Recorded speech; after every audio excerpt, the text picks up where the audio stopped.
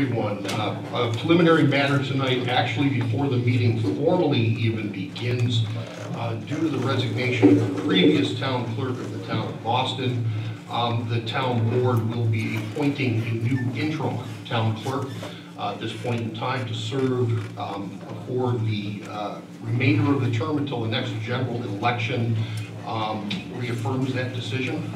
What will happen tonight, at this point, I would like to make a motion to the board that, based on the circumstances, we appoint Dawn Bonhall as the interim town clerk of the town of Boston today, June 7th, 2017. I would second that. And at this point, all those board members present there. Councilman Munger? Yes. Councilman Genzel? Yes. Councilman Boydley? Yes. Councilman Keating? Yes. Supervisor Bell, yes. Carried. And we are hot, so let me turn the mics down.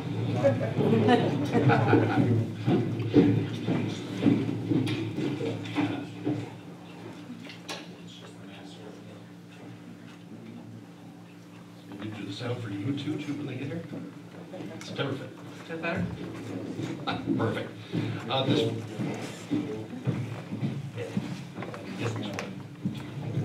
At this point, I would ask that Town Clerk Bonhall approach the Deputy Town Attorney Maxwell to be sworn in, please. And Deputy Town Attorney Maxwell, I'd ask if you could please administer the oath of office to Town Clerk Bonhall. Bonsall. I know that's why.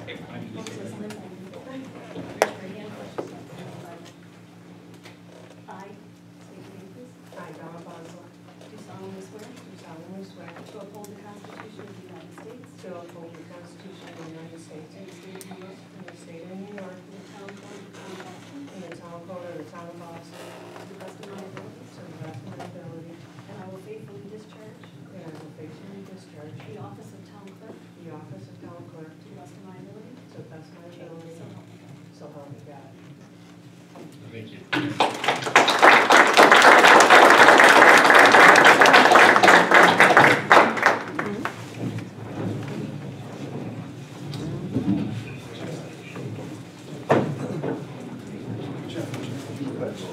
Sure.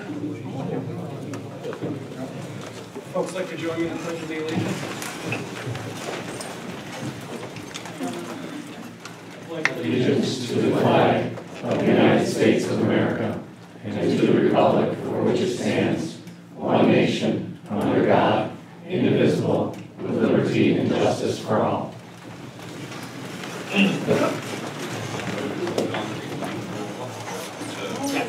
Yeah. Roll call. Meeting in order. Call the meeting in order. Roll call. Councilman Munger. Present. Councilman Genzel. Present. Councilman Boardway. Present. Councilman Keating. Present. Supervisor Ballo. Here.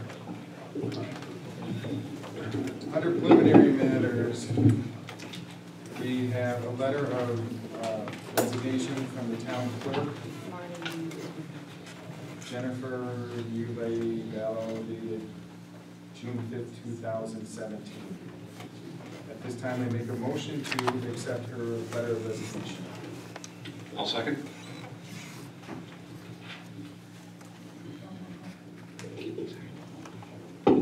Councilman Munger. Yes. Councilman Genzel. Yes. Councilman Boardway. Yes. Councilman Keating. Yes.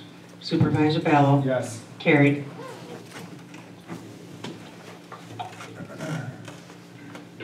Item number 2 under regular business is the correction and adoption of minutes. We have no minutes. They were prepared, so we have no minutes. I think your mic's off, Marty. Yeah, Marty. Is it off? Well, I'm not sure if anyone else can hear, but I'm getting old, I might fit my ears. Item number 2 is consideration of all fund bills. Councilman Keating. Yes, thank you, Mr. Supervisor. I've had the opportunity to review all the bills. Bills totaling on this abstract is $192,342.30.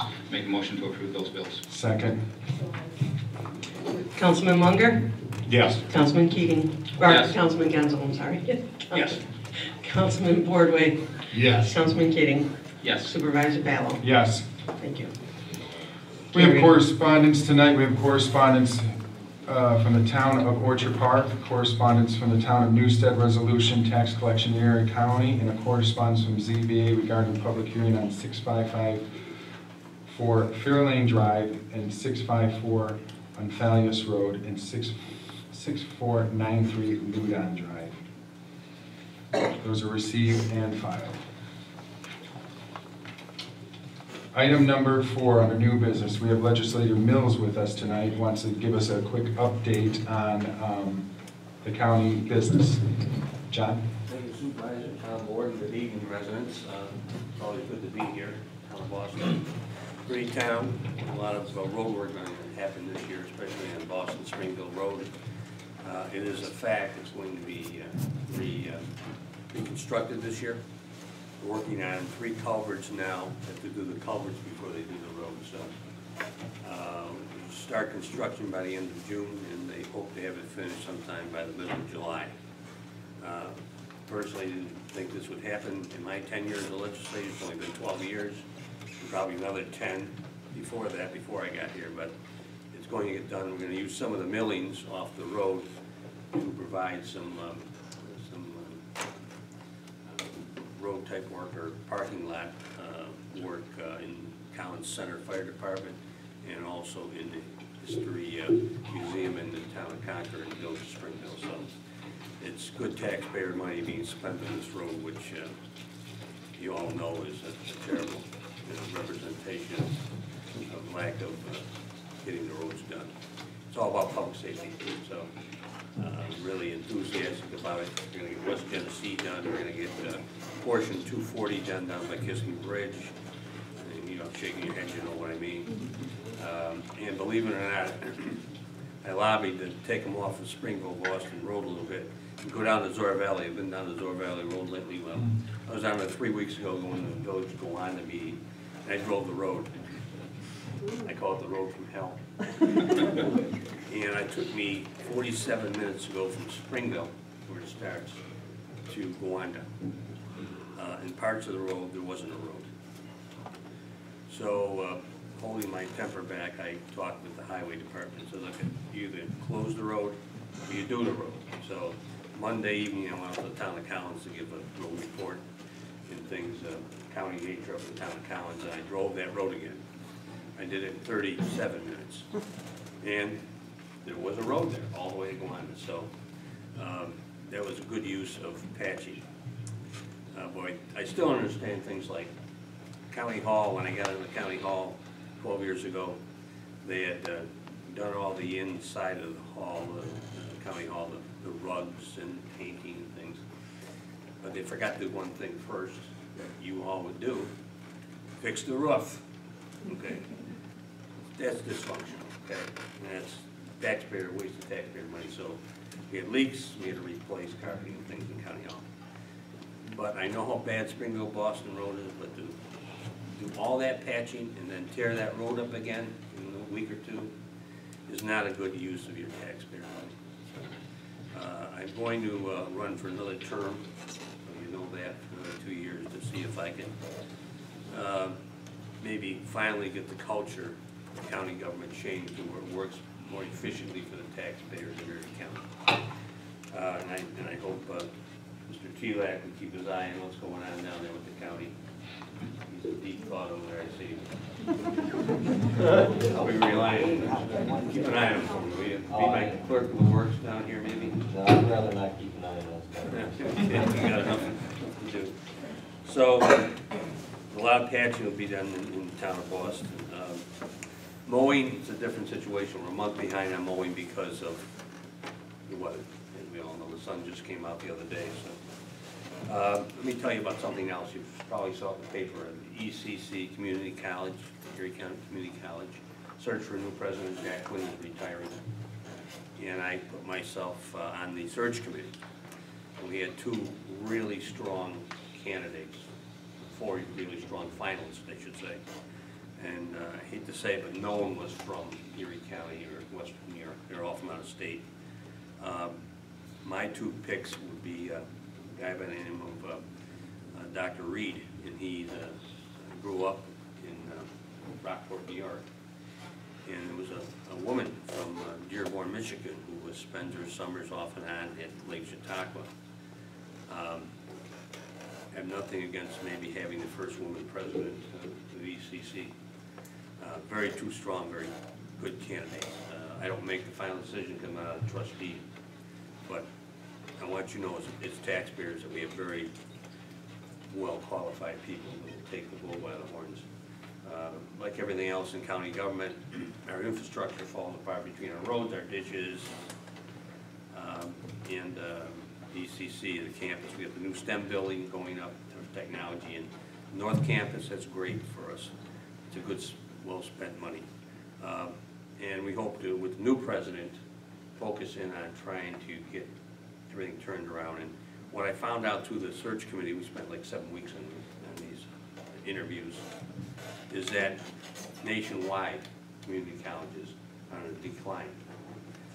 We need to turn it around here in Erie County. We've got a great school. I think we got a lot of good professors and personnel in schools. We just got to market it a little better. You know, for years it's kind of been, you know, pushed aside, and now we're going to focus more on trying to get this thing running the way it should run. It should run like a business. That's been what I've been preaching for 12 years. You can run government like a business, rather than, you know, flim-flam around whatever they've been doing for the last 30 years. So that's good news, and we should have a president announced by I think the 21st of June. So that should be some good items happening. Then I bring along my handy dandy literature I left on the table out there. This is the community resource guide. It's every phone number you need to know about county governments in here, so take one of these home on your way out. And I have the New York State Sheriff's Program. I think you've seen this maybe before. It's called the Yellow Dot. You peel back this dot, put it on your side windshield behind the driver's side, and EMS people see this, they know to go to your glove compartment, because this is where this document would be. It gives all your personal information, so they can respond to it. You use it for your home, put it on the main entrance of your home, the yellow dot, and then put this document in the freezer compartment of your refrigerator, okay? Excuse me, Legislator Mills? Yes. Do you have any more copies of that? Because I know we're involved in the Yellow Dot program. I got a bunch of them on the table up there. Thank you. You can call my office and get a lot more for you. Thank you very much. And then, I'm on the Fishery Advisory Committee. Been there for 12 years. And the Fishery Advisory Committee is a committee of Erie County residents that are fishermen. And they meet once a month and talk about the fishery we have. And a lot of people don't know this, especially about Erie County and southern Erie County, because they keep thinking that south of Hamburg there's nothing. Well, there is. Boston's one town that's south of Hamburg. Anyway, I like to always bring that up because I've been orchestrating that for 12 years too. I put together this guide. It's called the Hotspot Fishing Map. And I got some of those out there, and when they're all gone, we'll get more for you. And this is like 10 years in the doing. In Chautauqua, Niagara County, and Erie County are involved in this. And it's all the fishing spots, the hot spots for fishing. It gives the species of the fish in here and where they're getting bait. So it's really a very, very good document to take with you. And you give it to friends that are fishermen, women that fish too. What people don't understand is we have one of the world-renowned freshwater fisheries right here in Erie County, and then a little bit downstream to Dunkirk Harbor. It's so good that the fish, and this is a true story, the fish in Toledo, Ohio, swim up here in July and August so they can enjoy themselves. Because down there with the algae bloom, they can't breathe down there. So they come up here, and we caught them their tags from the Ohio Basin. So it goes to show years ago, 20 years ago, maybe 25 years ago, they were claiming Lake Erie was a dead lake, but it isn't no more. It's been cleaned up. The sediment, bad sediment, is down in the base of the lake now. So get the word out. This is one of the best fisheries in the world. So. And that's really all I have for this evening. Stick around and see what's going on in Boston. Thank you. John? John, I have a question. I think budgeting for 2018 for the bridge repair on Hillcroft, I know we've been hearing about that for years, the engineers have been out there. Are they seeking to replace that bridge? It's in the design stages, so yes. To answer your question, yes. Design stages, yes, to replace the bridge. We've got some good news, we've got some more state funding for those bridges this year and next year. I know that one has been on your radar for a while and you keep cutting it on you.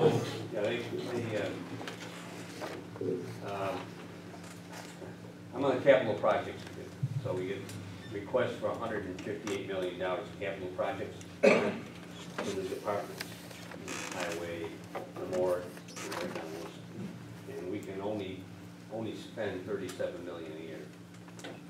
So that tells you the need against what we have in the coffers now. We have a fund balance of $100 million right now, which is great, because when I came in the legislature, as a red green budget, we had $6 million.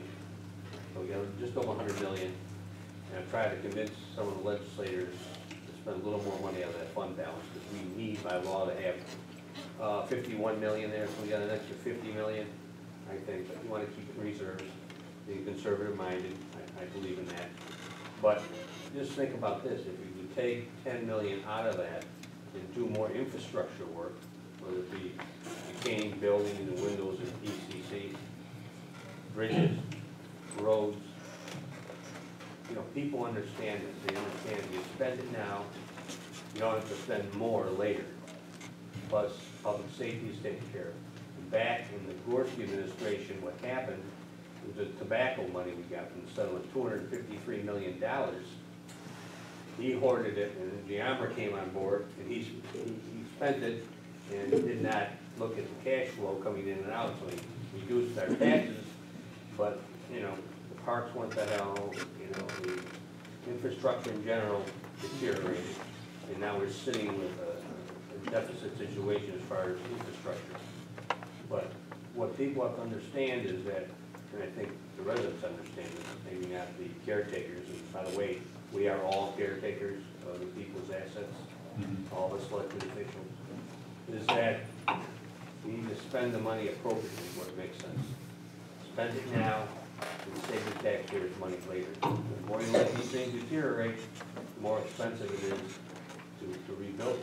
Well, I'm glad to hear you at least got it up to design phase now. Design phase of, I think, 6 other bridges, and we got, maybe we got something like 900 dams in Erie County that we're responsible for. And some of them are flagged already, so, but bridges are a priority right now. Thank you. Terrific. Chairman Mills is actually the chairman of the Erie County Legislature. The town, we are blessed. It's actually very good news, Mr. Chairman. And I heard this previously, that you're running for 2 more terms. This town is lucky enough to have an asset in legislator in Chairman Mills. The gentleman's been fighting for the South Towns, but this town for the last 12 years. He's many times said that government works best when it's closest to the people. He preached that when he was a councilman in Orchard Park. He made it to the county legislator. He stood by that mantra, and then he became chairman. The gentleman has probably the largest district of the Erie County legislator. He's got towns that go all the way down to Cattaraugus County. And on any given day of the week, you may find him in any of them. So, Chairman, again, thank you. You're an asset to our town, and I am very happy to hear the fact that you're running again, and thanks for coming and sharing with us today. Thank you. I have a question for Mr. Mills. Sure. Could you tell me your feeling on the referendum that's coming up this fall regarding the state constitution convention, of whether you think we should vote no or yes to it? And for those of us that don't know about it, maybe explain a little bit what it means? Well, it means we take a good hard look at a document that should have been reviewed many years ago. So I'm going to vote to have it opened back up again. There's too many things there that are just out of whack with modern day society, the state of New York. I mean, the state of New York is, you know, despite what maybe the governor says, is really kind of out of control with their spending and some other things that are going on, but mostly spending. And we need to revisit what we're doing. Of course, the corruption in Albany, we all know about that. But there again, you know, Council Boardway, they're not close to the people. You wanna go see your state legislation work, you can view them, but you can't say anything there, and you gotta drive 300 miles to make your point. Here you come down to the Boston Town Hall and you make your point. But you should open that Constitution back up and look at changes and things. I think it's very necessary because, you know, the young people coming up to the ranks here, I mean, they got, it's gonna be tough in the next 20 years, I think. And hopefully, at the federal level, the new administration, we get more infrastructure improvement is the top priority, as far as I'm concerned, because 83% of the infrastructure, which is water, sewer lines, bridges, et cetera, is in decay. Shame on our government, because when you spend $50 billion a year in Iraq or someplace else, when you're sending that money out of the country, people are suffering here. And guess what? If we spent the money here, we'd get the infrastructure back up to where it belongs, and we would put people back to work. Isn't that a new concept? Making good money. So I don't get it. I mean, maybe I've been around too long, but I just don't get it as to why we don't do things like that. So hopefully, new administration, and I had to talk to that gentleman who's the president now, about 4 years ago, and I mean, he's high on infrastructure, so hopefully something's going to happen with Congress and the Senate to help bring those dollars back to us. Because when I came on Sewer Treatment Agency, back when I was a councilman in Orange Park, we used to get O&M, operation and maintenance, from the state of New York, and all of a sudden they started to delete it until it got down to 0. So what state government is doing is kicking the can down the road to us at the local level, and that's not fair. Medicaid, 123 million we would wind up in infrastructure money if they took on all the Medicaid at the state of New York, what they said they'd like to do. In the meantime, they turn the tables and they come down and they say to you and the town board, you gotta keep that tax situation under control down here. You guys are out of control. Yeah. You gotta be under 2%. The cost of living is 3.75.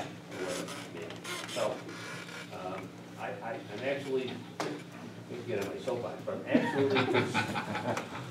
absolutely convinced in my mind that the governor's out to take home rule away from the residents of Erie County by taking too much control over the local government. If he had his way, he would eliminate the local government and let the state run your government. In a heartbeat. And that's not going to happen in our lifetime. Thank you, Answer John. your question? Sorry about the long-winded. No, that's okay. When I get riled up, I get riled up. Okay. Keeps you young. Come to the age. Item number 2 under new business, we have application for use of facility for Betty Herman. Councilman Munger. Thank you, Mr. Supervisor. Yes, we have a request for application of use of facility from Betty Herman for the purposes of family reunion on 7/29 and 17 between the hours of 11 a.m. and 9 p.m. Takedown on the evening of the 29th. They are requesting the shelter. They are not serving alcohol. It is a private party, therefore it is not a public event. As she is a Meals on Wheels volunteer, the associated fees have been waived. Barring that the date is available, I would like to make a motion to approve this application for use of facility. I'll second that. Councilman Munger? Yes. Councilman Genzel? Yes. Councilman Boardway? Yes. Councilman Keating? Yes. Supervisor Ballo? Yes. Carried. Item number 3 is application for use of facility for Boston Youth Soccer. And number 4 is application for use of Boston Youth Soccer League. Correct. Thank you, Mr. Supervisor. What we have is the Boston Youth Soccer League has submitted 2 applications for use of facilities. The first one pertains to their actual soccer season. They're requesting to use the fields behind Town Hall and North Boston Town Park. This will be for soccer games for all of their age groups from July 11th, 2017 to October 7th, 2017. They have provided an appropriate insurance certificate. And they do expect to utilize parking each evening that they are using the facility of approximately 50 cars. I make a motion that request be approved. I'll second. Second. Councilman Munger, Yes. Councilman Genzel, Yes. Councilman Boardway, Yes. Councilman Keating, Yes. Supervisor Battle, Yes. carried. Thank you. The second one is for, again, Boston Youth Soccer League. What this is for their banquet that is scheduled at this point for October 7th, 2017, 8 a.m. to 5 p.m. They wish to use the Lion Shelter, the picnicking areas. They do expect to have some outdoor games and things like that. They will be serving food, no alcohol. Expect parking for probably 50 folks at least, possibly more. Also have supplied a proper insurance certificate for that event, and I make a motion that that be authorized. Councilman Munger, Second. Councilman Genzel. We had to wait for a second. Sorry. Second. Councilman Munger, Yes. Councilman Genzel. Yes. Councilman Boardway, Yes. Councilman Keating, Yes. Supervisor Battle, Yes. carried. Item number 5 is application for live entertainment license from Rick Hayden from Cousins. Thank you, Mr. Supervisor.